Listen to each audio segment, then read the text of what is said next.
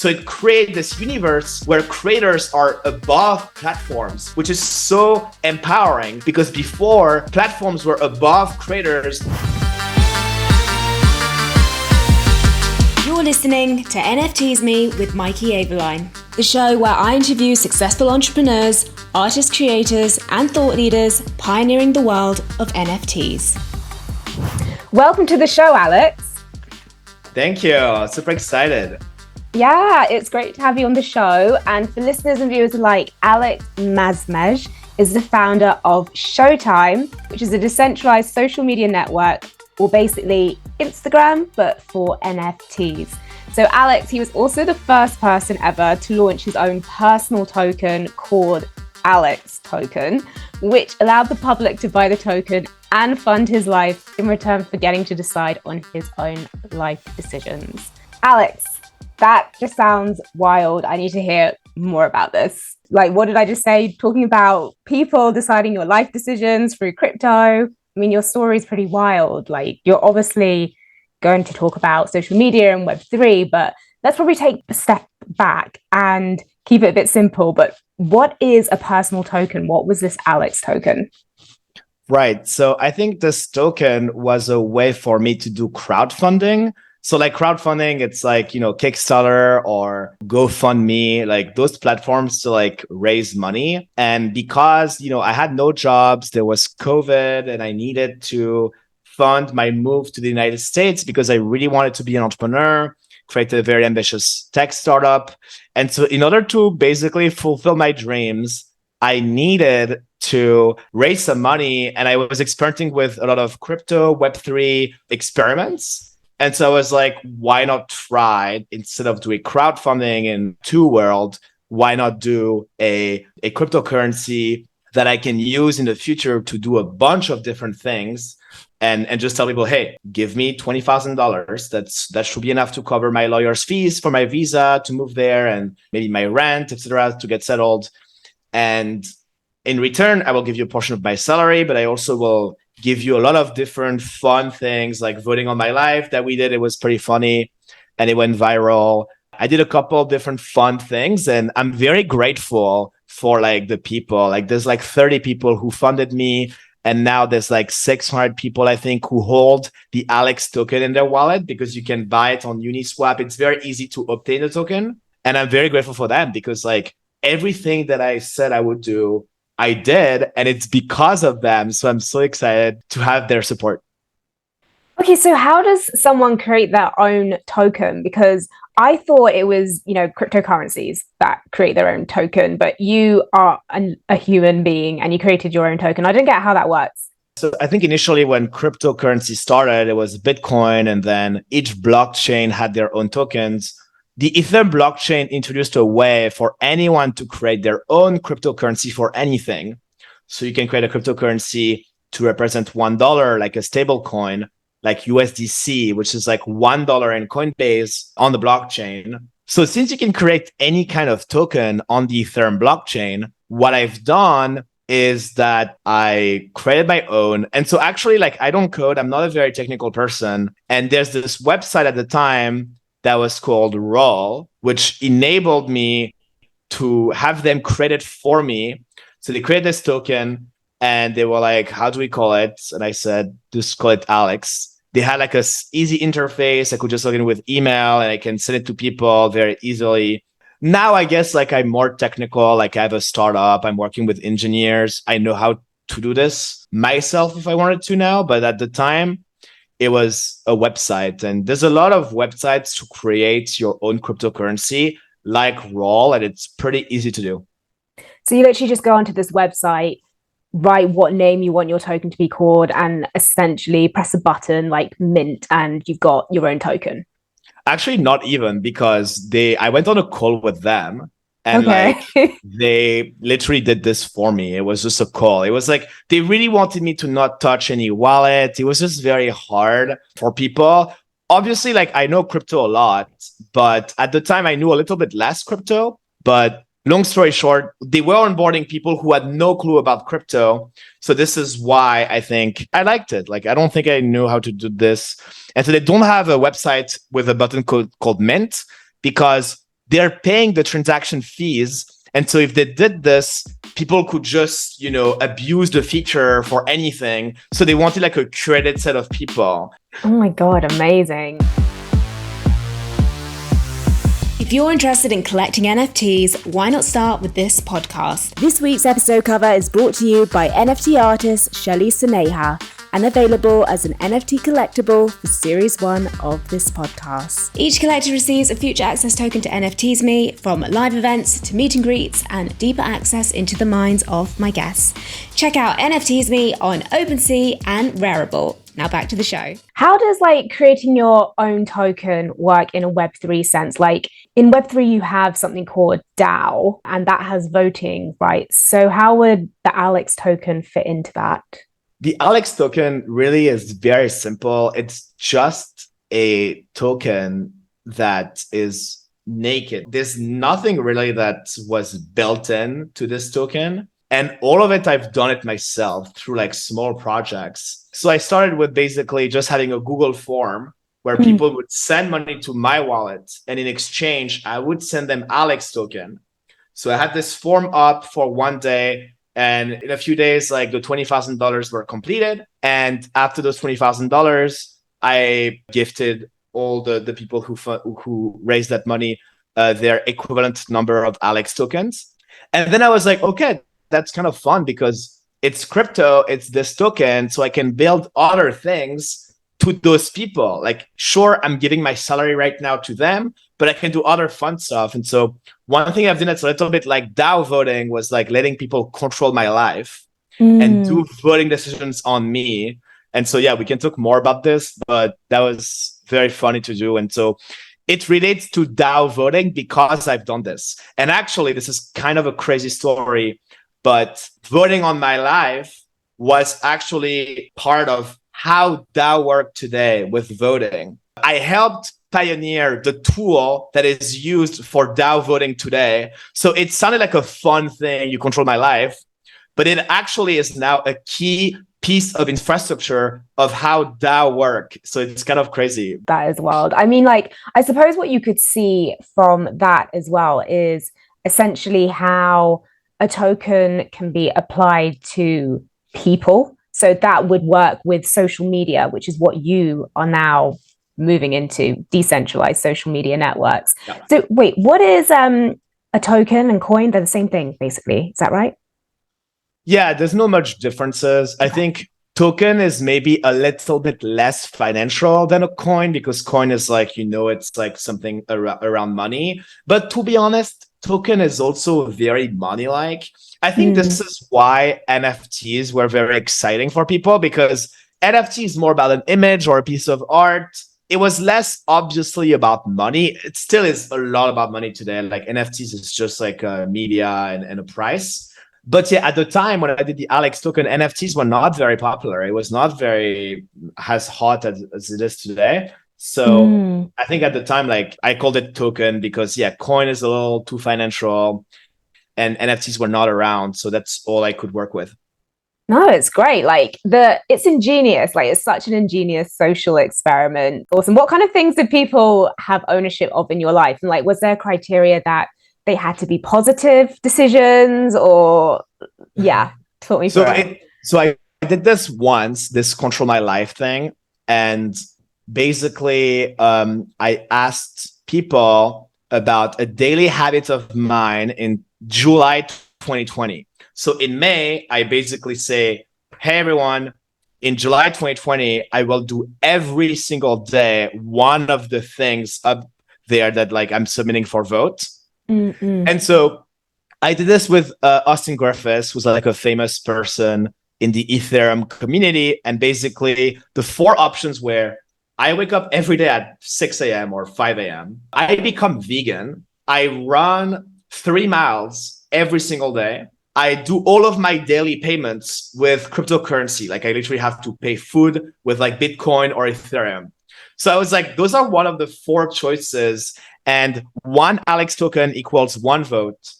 And the vote will, last for a week or something and go vote. So I did this. And the winning vote was what I think is the most painful one, which is running 3 miles every single day.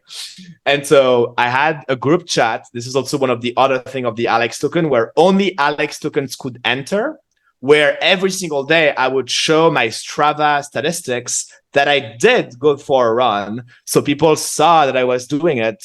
And so in July 2020, was during the pandemic, I was just running. And I think it was a way for me to like exercise during the pandemic.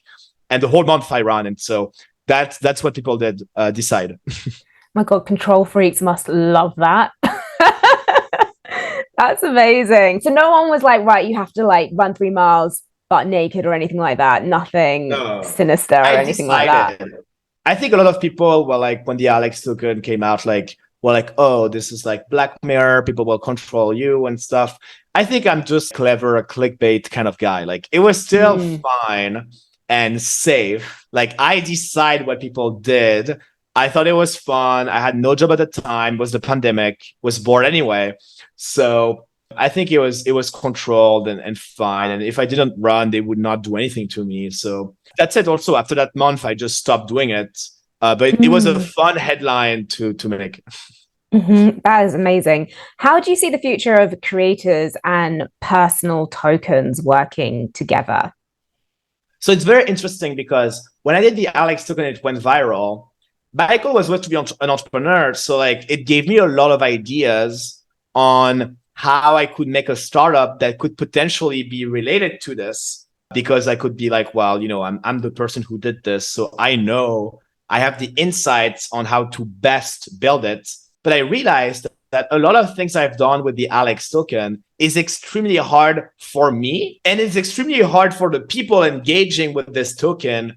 The only reason why it worked out is because it was basically almost my full-time job to work on the Alex token.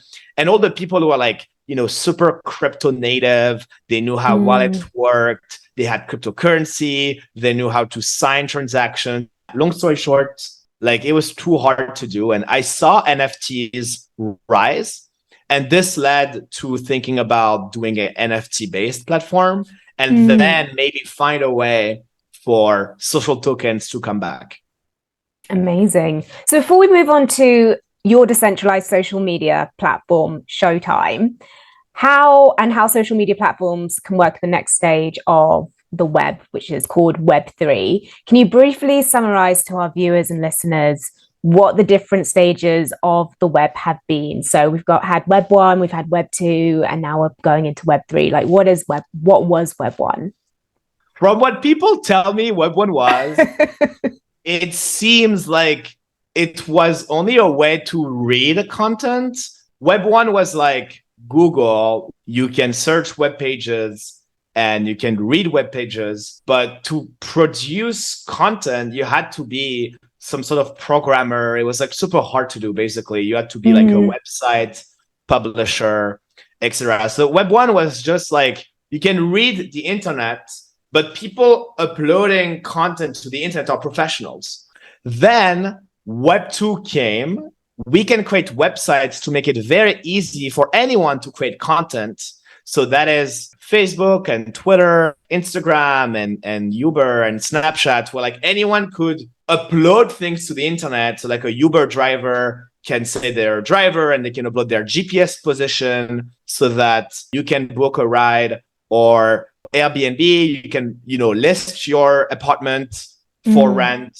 So Web 2 was like, okay, the internet can now become like multiplayer, where like anyone can just write content to it. So Web 2 is a little bit more interactive, but because there was no blockchain technology, there was no way to pay people via the internet. It always relied on banks. And that's a little annoying because banks are not very innovative. So like you will not have all the creativity of the internet that you have with data with Web 1 and Web 2. You don't have that. Even things like PayPal or Venmo or Lydia, or I don't know what's the UK like payment provider, but yeah, PayPal. Yeah, PayPal, I guess. Like those services still rely on banks. This entire world was blocked until obviously blockchain came around. And so that is Web3, where now you can control your own money, your own assets. And so that can be like NFTs and in the future, many more things. But you can have ownerships of things online. And that's a good thing. I think everyone knows that Facebook owning your data is bad. They make money off you. They can leak that data. Even if Facebook is not inherently bad, they can still get hacked. And then bad people get the data anyway. So Web3 is all about you control your data, you control your money, and that makes you able to like live off your passion from being a creator or many other different opportunities. But it's still very early, so we don't exactly know. But the most obvious thing is that Web3 enables people to pay online without going through banks. And that is a much, much better service. It's a lot more anonymous as well. I think like Web2, people wanted their name out on the internet, whereas Web3, people are kind of going behind avatars and that kind of thing. Yeah. And being hidden by blockchain. Yeah, I think it's good to like have a choice whether you want to be anonymous. But I think it's good because like you have your own data, your own money, a lot of sensitive data about yourself. And you want to choose who to reveal that data to. It's good to be able to have content and say, well, I only want my bank to see my credit score. And because of anonymity in Web3, like there's solutions for anonymity and pseudonymity, like we can have a better, more private life. For instance, like ideally in a Web3 world, you could like prove to a bouncer of a club that you are over 18, for instance. You don't need to show them your ID when they know your age and address and everything. You could just have a pass that says, you don't know my age, but all you need to know is that I am old enough to drink or whatever. So there's just a lot of anonymity and stuff. Yeah. Okay, amazing. Alex, tell us about Showtime. It is time, like finally. Like right now, it's a social network. It's both creators and collectors where they can showcase their digital art. Like how does it actually work when you're using it? We want to build a social media app that makes Web3 more accessible to people so that they can use Web3 in an easier way. For instance, we don't pay transaction fees and a bunch of things. So we want to make Web3 easier for like newcomers. Initially, it was showcasing all NFTs from all applications. So like you could see your NFTs from Zora, Foundation, OpenSea. Actually, many people don't have NFTs to begin with. We are now focusing on letting people create free NFTs and people drop free NFTs, creators drop free NFTs to their fans. And so that is kind of like the current product. So on Showtime, you can claim free NFTs from your favorite creators. And it's pretty interesting because I feel like right now, Showtime is a lot like Pinterest, where you can pin things that you like to your profile by claiming NFTs.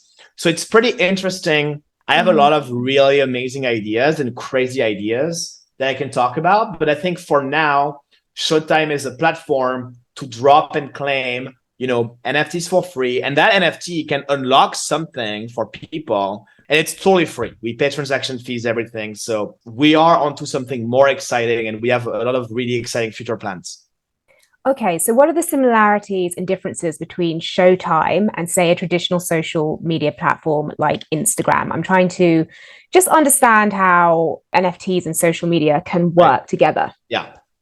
So there's a lot of really cool things that we can do that, normal social media cannot, which is very exciting. Your NFT actually belongs to you. Like we cannot use your content for advertising purposes. We could put ads on Showtime, but we don't have a sponsored post section or like adverts because the NFTs are yours and those are your rights. Like if you upload something, we don't own the rights of what you upload. It is your rights. So that's one big difference. Second, the NFT, because it's yours that you create on Showtime, any platform that also reads the same blockchain as us, which for us is Polygon. And Polygon is like a derivative blockchain of the Ethereum blockchain. It's the same kind of family of blockchain. And any platform that reads it can also do stuff with it. So like what people can do on Showtime is they can drop NFT on Showtime for free.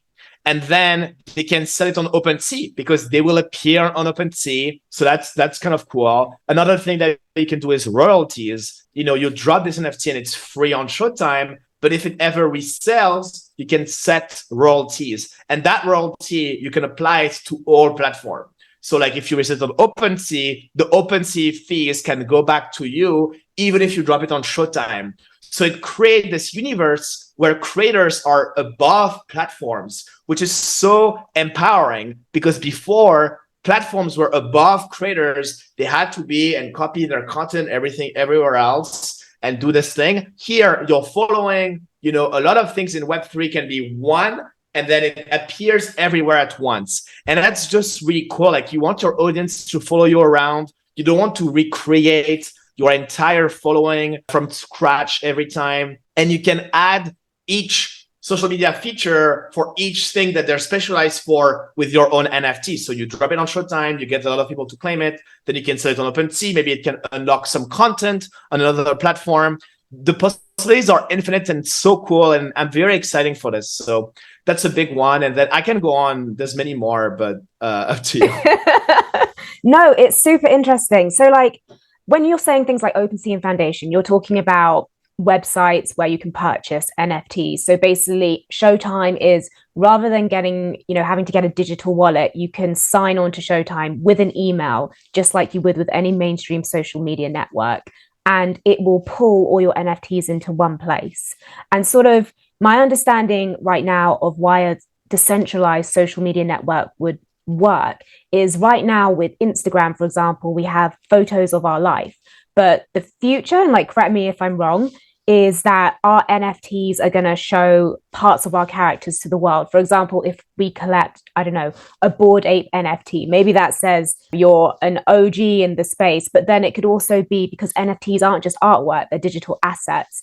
It could be, for example, a concert ticket. So like, it's going to be NFT pictures where people can get an idea of who you are as a person from looking at your NFTs. That's how it would link to social media today. Is that kind of the route it would be going down? Yeah, for sure. I think like NFT can tell a lot about your identity. There will be other formats in NFTs. Maybe in the future, like, your NFTs will not be transferable, so that we know it's your taste. I don't want an NFT of my name to be transferable. That's myself. So like, for social media to exist in crypto, we need more identity. We need to like have more information about ourselves. And right now, there's not much information apart knowing how rich you are or how OG or early you are.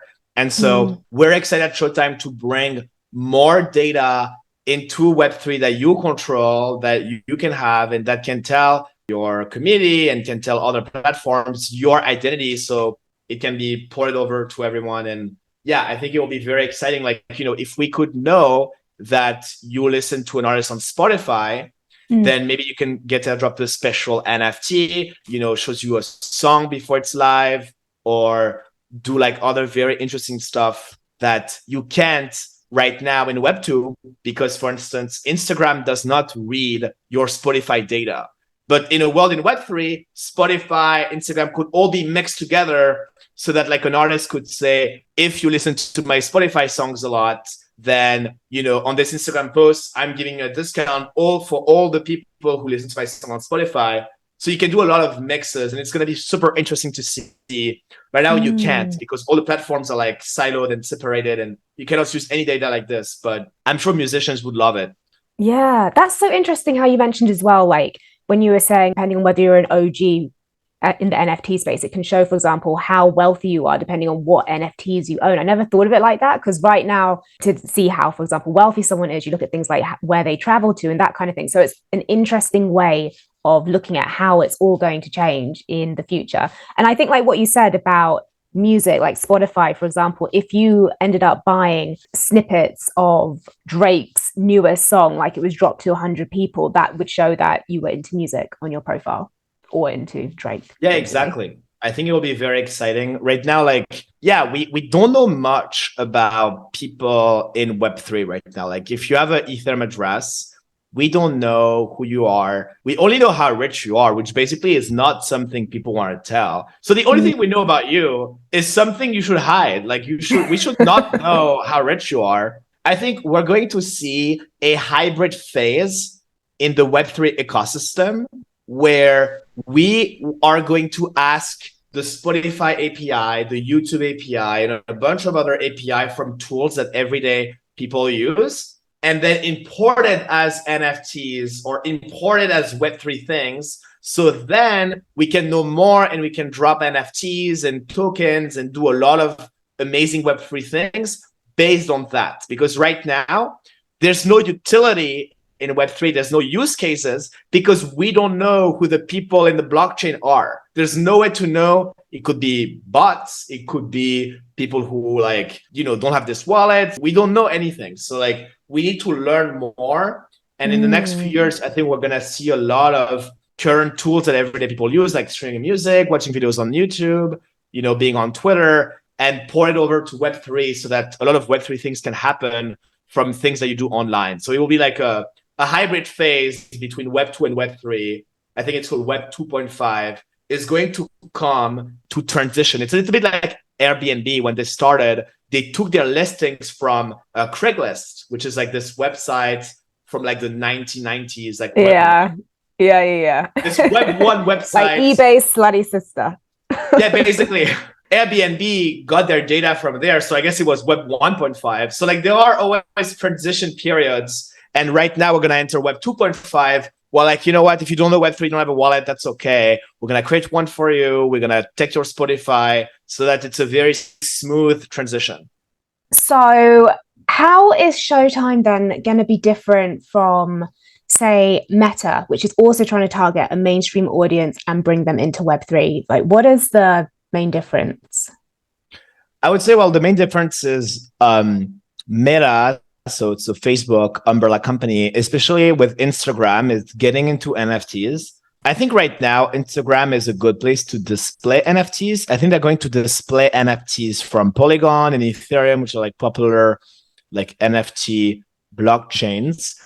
And so we differ from them that on Showtime, you can create NFTs. On Instagram, you can only display them. Initially, Showtime was just about displaying NFTs. Instagram is catching up to us a year later because they're using it now.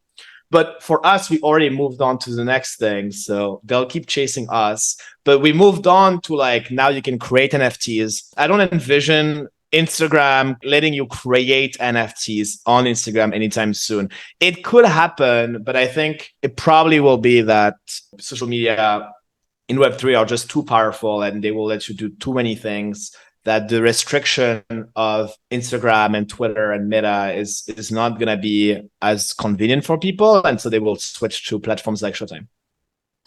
So wait, how is then Showtime different from just having a digital wallet? Because on OpenSea, it shows your collection of just NFTs you've bought, basically. So how's that different? So I feel like it's different because it's not related to transact NFTs and to do NFT trading. OpenSea is for NFT trading to buy and sell. Here it's to create NFTs, to get free NFTs. And we want people to follow and engage and connect with other creators. I don't feel like OpenSea is a platform to connect with people. So I guess we're kind of we have the NFT component of OpenSea and then we have the social media component of Instagram in one platform. I think that's the best way to describe Showtime. You can drop NFTs, you can get free NFTs from people that you like, depending on what you've done. Right now, anyone can claim a free NFT, but one thing we're realizing is if you do something from Spotify, that could maybe unlock you some NFTs on Showtime and stuff like that. So excited to see this happen. So yeah, it's social and then it's not transactional because it is social. Actually, trading and money and finance is kind of anti-social. We don't really want people to do financial stuff on Showtime. They can receive NFTs, they can receive tokens of value, but anything where they have to pay, I don't really want this to happen. And also we are a mobile app. And so Apple is very strict with NFTs. And so we want to be compliant with the App Store policies. And so to make it to the App Store as a NFT mobile app, we have to make the NFTs free. But I think it's a good thing. People be more social, not care about the price. It's more low pressure. It's more fun. Social media should be fun. It should not be paying big amount of money and stuff. That's kind of weird. But that's how it goes, isn't it? It starts off being social and everything, but then we see how the influencer economy is just taken off and stuff. But I completely see where you're coming from. I have no idea where I heard this, and I think it may have been you that said it in an interview. that people want to be popular rather than rich. Do the same social media monetization models like sponsored ads or tipping your favorite creators through, I don't know, the in-app currencies like you got, for example, on TikTok. Are they going to apply in Web3? Yeah. So basically, I think in Web3, you can make more money by being popular than in Web2. Like in TikTok, even if you have like millions of views, you still get like a few dollars max, which is basically nothing. And so in Web3, we can make it so that you get more money. Actually, like I don't talk about it too much, but I think I made more money through micro fame of Alex than the initial $20,000 that I got. I think the intangible impact of being popular in Web3 was like invaluable. Privileges I've had, the connection of people, the raw also money aspect. If I convert the jobs I've had, the startup I've made is incredibly higher. And it makes sense, right? Like I think ads will always be there. Like they exist in Web2 and the creator economy and the influencer economy. But the difference is that you don't have to pay the platform anymore. It's already kind of circumvented with the influencer economy because influencers get sponsorship by brands without going through social media, but there are still ads and it still is a very big market. This entire ad market, instead of paying Facebook, because it's NFTs that anyone can read on a blockchain, you can just pay the people directly. The money you had for your ad budget can go to give that coupon or discounts. So like we're going to get a lot more free and cool stuff as a user of Web3 social media. They get to millions of dollars, right? Like Facebook is billions of dollars. Facebook is $1 trillion company because of their ad market. Same for Google. Like if that ad money is given to the user, like that's amazing. It's a massive win for social media users. People that like an artist, that like an athlete, for instance, and claim an NFT from an athlete, Nike can come to them with coupons and, they have a big ad budget. They don't need to pay Facebook anymore. So their coupons can be much bigger. Like you will get to like crazy free stuff, I guess. So I'm excited for that. So then how would Showtime, the platform, make money, basically? We don't make money. We're just funded by investors and that's it. Okay. All right. Decentralized, really decentralized. I'm very charismatic, so I can convince anyone to give me money. No, I'm kidding. I see that. I feel like the way Showtime will make money is actually rather straightforward. We can make fees of any transaction that ever occur on our platform. So you're like, why? You just talked about how it should be free and payments is anti-social. I think in the future, there will be a lot more products in Showtime and there will be some even if it's just like your personal private profile of like your accounts and stuff, there will be a lot of ways. I think like in Web3, it's not hard to make money. It's hard to get users. Facebook, for instance, like they got like 1 billion user in like 6 years or something. At that point, they have made no money. And everyone's like, yeah, Facebook can get users, but can they make money? That was like the big question. Web3 is the opposite. They make a ton of money, but can they get but they have no community. Yeah, no one. Like, that is so Web3 if I ever heard anything. Yeah. They don't have real people. Like, for instance, OpenSea, fantastic startup, been able to do trade NFTs. I think they hired like a CFO, like a chief financial officer. When he came, he was like, this is the best profit and loss accounting sheet I have ever seen in my life. This company is printing money like no one has done in the past with such little employees. It's unbelievable. Like they have like 1 million or 2 million users and they were making maybe like $50 million every single day, not even month or year. It was like one of the most profitable companies in history. And now, OpenSea is worth like $15 billion. And sure, like the markets calm down. Making money from assets in Web3 is easy because it's native. You don't have to get Stripe. You don't have to get like developer products to transact money or pay PayPal. It's a native thing. It works with every other tool. So I'm confident that we'll be fine. And we want to take transaction fees potentially because like OpenSea is doing, because it's aligned with creators. Because if creators make money, we make money too. But in Facebook, they make money off you. And if you don't make any money, they don't care. Like they just want to like get you for views. And if you can't monetize your audience, then tough luck. You're just alone and not monetizing your audience. So also another thing that's interesting to say is like Showtime will probably become a DAO in the future. I think like in the companies and apps and crypto, some of them will keep normal companies and normal companies employ people. But and eventually go to the stock market. If they're very successful, they can become public companies in the stock market. Or app will probably become a protocol, which means that it will be not directed by the stock market, but by a DAO with a token. And what's very exciting about this is that means that we can give equity to creators. So we can build a social network that's owned by creators. It would be so much better if Spotify was owned by artists because they make what Spotify is. They deserve to get the share of the network. And so we're going to do this. And this is another benefit of Web3 social media is that right now Instagram is owned by anti-social developers who don't have friends. Yet it's an app to get friends. Doesn't make any sense. So, oh my God, Alex, you were just like, wow. I think it's very funny, honestly. I think a lot of my friends, like, we laugh about this. Like, Mark Zuckerberg seems like the least social person on the planet. And he created the biggest social media. Like, there's some sort of like disconnect here, right?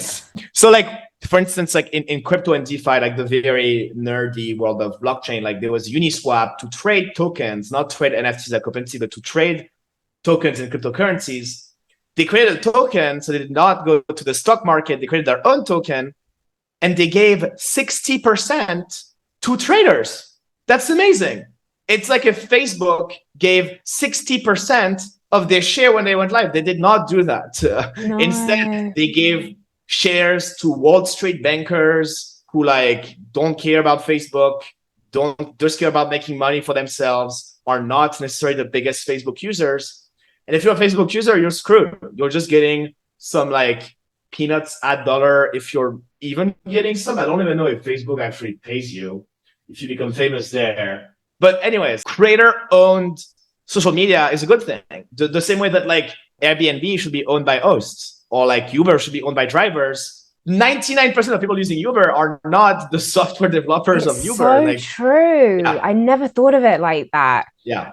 I can completely see like Web3 just changing everything in the next decade, like totally from what you've said. Alex, this has been amazing. I've got one last question. Creator coins, social tokens, personal tokens, are they basically all the same thing? Because I keep seeing different phrases thrown around. Those are all the same thing. I think that just like NFTs, it's after there's a boom that a name is created. So before NFTs were not very known, and then it boomed, and the crowd chose NFT as the main term. And so because apart from the Alex token, there's been no other successful personal token yet. No way. Well, there's not been many. I don't know. Like there's a couple, but it was never viral. Even me, like it still is a small scale. Like I'm not world famous. So yet. I was like going to say that, but I was like, no, he's going to say it. Oh my God, this is fine. I feel like I can read you like a book, Alex, but like literally this interview has been awesome. Thank you. We're now at the part of the show where we do a quick fire round of questions. So basically you get asked a series of questions and answer the first thing that comes into your head. Are you ready? Yeah, sounds good. Okay. What is your single favorite NFT that you own? I own an NFT from Justin Aversano, who I onboarded myself. He's a photographer, and he did a collection of 100 twins. It's incredible. Now he's at like Christie's, and like he's super famous. And I'm like, what the hell? Like, I was the dude like show him on that Zoom. Should have been me. Yeah. No, I'm proud of him. Amazing. Where do you see the world of NFTs in the next 5 years, which I know is quite a while away because stuff is changing rapidly? I think it will be really mixed with social media, and it's going to be very exciting. And I think a lot of people will come together to buy very big things. The same way, like, Constitution DAO was people trying to bid for some sort of like constitution copy of the United States. people could buy football teams, people could buy a lot of crazy things together and come together to pull money to buy a big NFT or something. So we'll see people do crazy purchases online together to like buy an NFT together, I guess. And also a lot of social media things like Showtime, and people will just use NFTs for their identity, their taste. Traders will use them a lot to offer lots of crazy things. So I'm excited to see that happen. Amazing. Who is your hero? Steve Jobs. I love Steve Jobs so much. I think when you talk to people in technology, I think he inspired a lot of people. And for me, like he really told me that like technology is a good thing for the world and it can really improve mankind. So yeah, I think Steve Jobs is my hero. What's your biggest fear? My biggest fear is honestly, as an entrepreneur, that my engineers tomorrow all quit. I think if this happens, I'm having a heart attack. Like, I'm gone. Like, I cannot deal with this. As long as I'm building Showtime, so basically the opposite case, I will be happy. Okay. Tell us something about yourself that not many people would know. Tell us something unique that we haven't heard anywhere else. Unique, yeah, for sure. So as part of the Alex token, I've done a lot of things that went viral. One thing that didn't get as much attention, but is still insane, is that I did a rap song where I, with autotune, rapped with Lil B Bass God, who's like a super famous rapper. We did a song together. It's called Social Money. So it's about like... You know, I'm now going to ask like a snippet of that song. Or like some mini karaoke. And when I got approached by this, I was like, this is kind of insane. I don't know how to rap. Do you guys have autotune? And they were like, yeah. And unfortunately, even with the best production autotune effort, I still sound bad. But you know what? I was 23 at the time. And, you know, I did a song with Lil B Bass God, who's like, you know, a very famous internet cult, whatever, around him. And I was like, this is hilarious. And not many people know about this, but I have a song with Lil B, so I'm excited about that. We are going to be playing a snippet of that in this interview. We are going to be playing it. I'm going to chase you for that. Attention is my currency, yo, ready knowing. Shout out, roll a cup of swag, investments and them holdings. All right, you had that here first. Okay, if you came with a warning label, what would it say? A warning label about me? You personally, yeah. I would say like warning, like too ambitious, or like warning, like too famous. I don't know, like something either funny about like me wanting to be famous. But like, I mean, I want to be famous because like I think doing a lot of important things for the world gets you famous. Like, and also being famous can come with like educating people and like, you know, broadcasting a message. So anyways, I would say maybe some talk about that. Maybe I can think of a better answer, but that's out of my head. My next question is, if you could eat one food for the rest of your life, what would it be? I think it would be maybe like almond paste, or like... Almond paste? Not even proper food, it's the paste. Well, that's like a thing in France, and I haven't seen it in other countries. I would say this, I love sugar so much, like, so I would say like almond paste, or like churros, or I don't know, I can't think of something like Belgian waffles. I'm just seeing sugar. Alex like 10 stone heavier in a year's time. Honestly, but like I need to monitor my weight because it's like I'm I'm still like relatively thin, but like I can get fat. Really? Yeah. You know, if I had to pick a favorite food, I'd probably pick feta cheese the rest of my life. I know it's so specific, but something about it. Yeah, you also are not picking a food. You're just picking a... I know, right? It's hard. It's hard. Get the salad, then there's feta cheese on it. Just the cheese. God damn it. Cheese. Fuck's sake. Okay. Okay, and my final question, Alex, is what is your life motto? My life motto is... So it's a quote from Steve Jobs, so I didn't lie. I really love Steve Jobs. I think it's like, everything that was built around you in life, so like literally this computer, this laptop, or road signs or laws or food or clothes, everything that was built around you is made by people no smarter than you, and you can influence it. You can change society. You can poke a hole and like turn the world in your favor. And yeah, it requires perseverance and hustle and stuff. And of course, doesn't apply to people who are not privileged to be in like position, but I would say most people in first world countries probably have like a lot more impact that they think that they can have. And so I thought that was like very motivating for me, because obviously I'm privileged in many, many ways, but I was not in a tech environment. I did not know English until I was 18, and I just tried my hardest. Yeah. That's insane. Oh my God. Would never have guessed that. Wow. Okay. Kudos to you. Alex, I am literally going to get that song from you rapping.